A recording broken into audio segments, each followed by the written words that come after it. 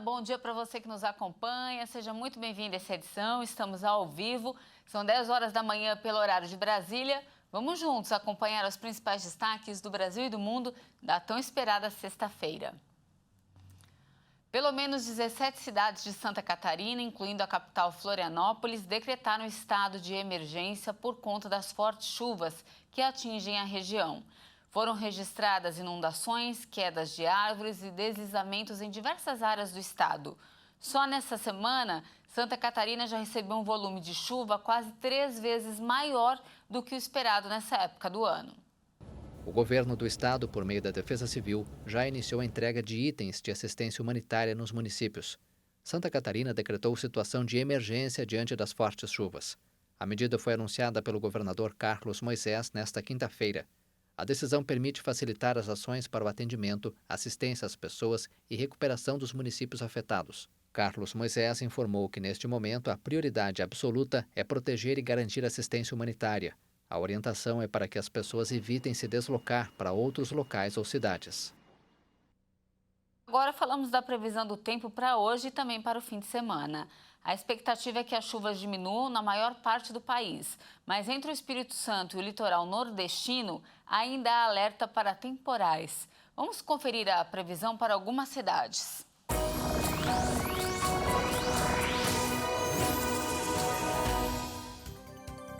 De olho aqui no nosso telão, começamos por Florianópolis, em Santa Catarina. A sexta-feira será de sol com nuvens ao longo do dia. Há previsão de chuva à noite. A máxima hoje chega aos 29 graus. Para o final de semana, o clima continua parecido. Para sábado, fica em torno de 29 graus também. E no domingo, a máxima chega a 27 graus. Em Porto Velho, Rondônia, o sol aparece entre nuvens durante o dia e pode chover a qualquer hora. A máxima hoje fica em torno dos 30 graus. No sábado, o clima continua parecido, com máxima de 31 graus. E no domingo, chega a 33 graus. Para finalizar, falamos aqui de São Paulo. Na capital paulista, o dia será de sol, com nuvens pela manhã e chuva pela tarde e também à noite. A máxima hoje fica em torno dos 31 graus. No final de semana, os dias continuam iguais. Calor durante o dia e chuva à tarde e à noite. No sábado, a máxima também será de 31 graus e no domingo a temperatura cai um pouquinho, com máxima de 29 graus. No destaque internacional, falamos sobre o conflito no leste europeu. A Ucrânia afirmou que cerca de 13 mil soldados do país morreram em campo de batalha desde o início da invasão russa. A afirmação foi feita por um assessor do presidente Volodymyr Zelensky. Mikhailo Podolyak disse ao canal 24 ucraniano que as estimativas do Estado-Maior vão de 10 mil a 13 mil soldados mortos.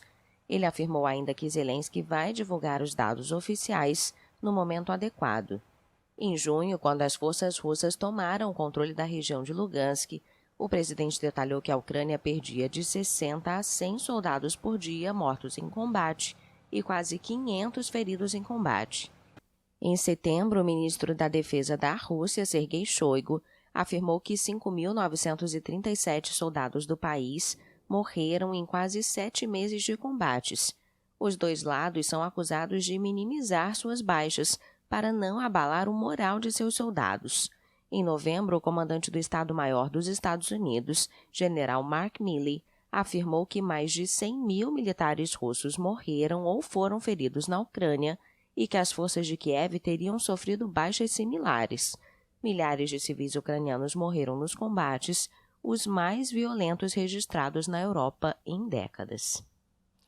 E olha, a Rússia e a Ucrânia chegaram a um acordo ontem com relação à troca de prisioneiros. Segundo uma autoridade russa instalada na região de Donetsk, Moscou e Kiev repassariam cada um 50 prisioneiros de guerra.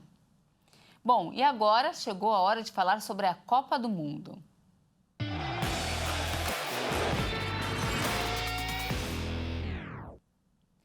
A grande surpresa dos jogos de ontem da Copa foi a eliminação da Alemanha. Nem a vitória sobre a Costa Rica salvou o país. Isso porque o Japão venceu a Espanha e ficou em primeiro lugar no grupo E. Vamos conferir um resumo de ontem. O Japão voltou a surpreender na Copa do Catar e ainda selou o adeus da Alemanha no Mundial. A equipe asiática venceu a Espanha por 2-1 no Estádio Internacional Khalifa, em Doha. Álvaro Morata abriu o placar para os espanhóis. A virada japonesa foi garantida com Ritsu Doan e Tanaka na segunda etapa. O Japão enfrenta a Croácia e a Espanha encara Marrocos nas oitavas de final. Pelo mesmo grupo, a Alemanha e Costa Rica fizeram um dos melhores jogos deste Mundial. Mas a vitória alemã por 4-2 não mudou os classificados. Pelo grupo F, Marrocos venceu o Canadá por 2-1, chegou aos 7 pontos e garantiu a primeira colocação. Os marroquinos são uma das grandes surpresas do Mundial. Já os canadenses voltam para casa com 3 derrotas. No outro jogo do grupo, Croácia e Bélgica não saíram do 0-0. Com o empate, os croatas chegaram a 5 pontos e avançaram na segunda colocação da chave. E como hoje tem jogo do Brasil logo mais, haverá alteração nos horários de funcionamento de alguns serviços essenciais. E para que você consiga se programar para resolver pendências nessas próximas horas, acompanhe comigo. Os bancos vão funcionar das 9 da manhã às 2 da tarde, pelo horário de Brasília. As agências dos Correios vão fechar às 3 horas, 1 hora antes do início da partida. As agências do INSS fecham às 2 horas.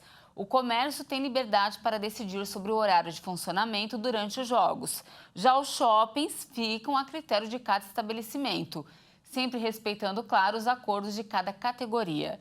E os postos de combustíveis são obrigados a funcionar normalmente. Segundo a CT, o rodízio de veículos está mantido aqui em São Paulo. E antes de encerrar, como todo dia de jogo do Brasil, o país vai parar às 4 horas da tarde para assistir a partida contra Camarões.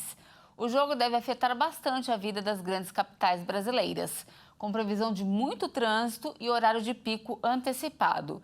Quem traz mais informações para a gente é a nossa repórter Maria Clara Leite. Vamos acompanhar. No primeiro dia do Jogo do Brasil na Copa do Catar, os congestionamentos em diversas partes do país atrapalharam os planos de muitos brasileiros. Acompanhe comigo algumas manchetes. No norte do Brasil, o G1 destacou o trânsito em Manaus, no Amazonas.